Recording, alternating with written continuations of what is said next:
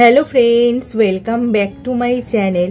Occasion হোক বা না হোক, সবাই তো চায় যে আমাদের ত্বকটা উজ্জ্বল দেখাবে, ঝকঝকে দেখাবে এবং কোনো উৎসবে বা অকেশনে গেলে সবার থেকে একটু নজর কাড়া হবে। এ তো আমরা সবাই চাই, কিন্তু ভাবলেই তো হলো না, ইচ্ছে পূরণ হবে কি করে। এক্ষেত্রে কিন্তু আজকে একটা আমি টোনার শেয়ার করব। সেটা যদি কোথাও বেরোনোর তোমরা 10 মিনিট বা আধ ঘন্টা আগে অ্যাপ্লাই করে কিছুক্ষণ রেখে দাও, দেখবে কিন্তু সহজেই তোমাদের ত্বকে জেল্লা বাড়ছে। আমাদের মধ্যে অনেকেই আছে যারা কিন্তু পার্লারে যাওয়ার সুযোগ হয়ে ওঠে না।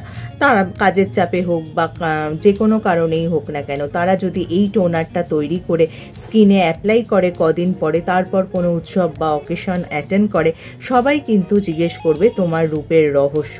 চলো তাহলে দেখে নিই এই টোনারটা কিভাবে বানাবে।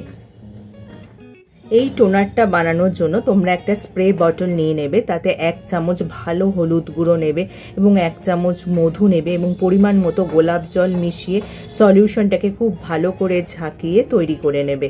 তারপর তার ঢাকনা বন্ধ করে ফ্রিজে কিন্তু 6 থেকে 7 দিন রেখে দেবে। তার আগে কিন্তু এই টোনারটা বার করবে না। 6 থেকে 7 দিন হয়ে গেলে এই টোনারটা বার করে তারপর কিন্তু তোমাদের ক্লিয়ার স্কিনে এটা অ্যাপ্লাই করবে। এবার আসি যে এই টোনারটা তোমরা কিভাবে ব্যবহার করবে। প্রথমে মুখে, ঘাড়ে, গলায় স্প্রে করে নেবে, তারপর 20 মিনিট রেখে দেবে। 20 মিনিট পর জল দিয়ে ভালো করে ওয়াশ করে নেবে। 20 মিনিটের বেশি কিন্তু রাখার দরকার নেই, আবার 20 মিনিটের বেশি রাখলে মুখে হলদেটে ছাপ পড়তে পারে। আর এই টোনারটা তোমরা কিন্তু প্রায় রোজই ব্যবহার করতে পারবে। দেখো, আমি টোনারটা আমার স্কিনে অ্যাপ্লাই করে দেখাচ্ছি।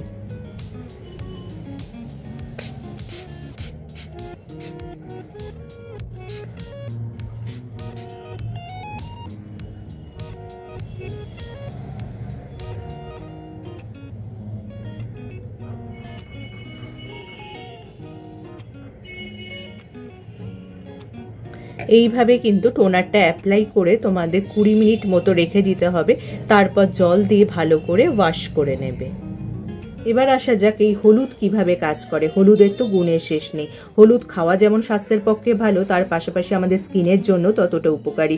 আমাদের স্কিনে দাগ, ছোপ, ব্রণ সমস্যা যেমন কমায়, ত্বকের উজ্জ্বলতা বাড়াতেও সাহায্য করে এই হলুদ।